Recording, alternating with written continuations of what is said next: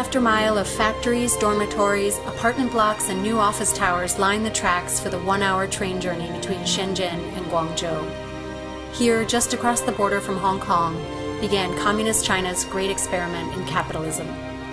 Now, 30 years into this transformation, the map of world trade has been redrawn, and in global manufacturing, the benchmark price, the lowest you can pay to get something made, has become known as the China price. From the outside of these hundreds of thousands of factories, it's hard to tell how this success has been achieved, and even harder to tell at what cost. Over the past 3 decades, 200 million people have moved from tiny towns in the Chinese countryside to big cities on its coasts. 40 million of them ended up along this strip in southern China. They live 12 to a room in dormitories and work in factories for 11, 12, 16 hours a day, 7 days a week. Many are still teenagers living hundreds of miles away from their families. They make our clothes, our computers, our cell phones. Life in these factories is a struggle for survival.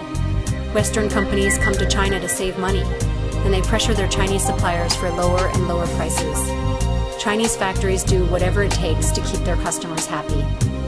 Sometimes it means lying to their customers. Other times it means farming out work to unregistered shadow factories that cut corners on quality, safety, and labor rights. This kind of deception is so common today that we have no guarantee where and how many of the goods we buy are actually made. The pursuit of ever lower prices also has a human cost.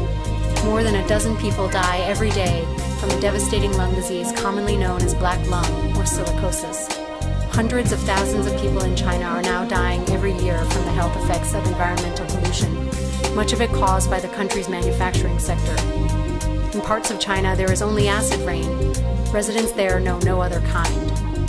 All of this can be directly linked back to our hunger for the best bargain, for the $3 t-shirt, the $30 DVD player. This area north of Hong Kong is changing fast.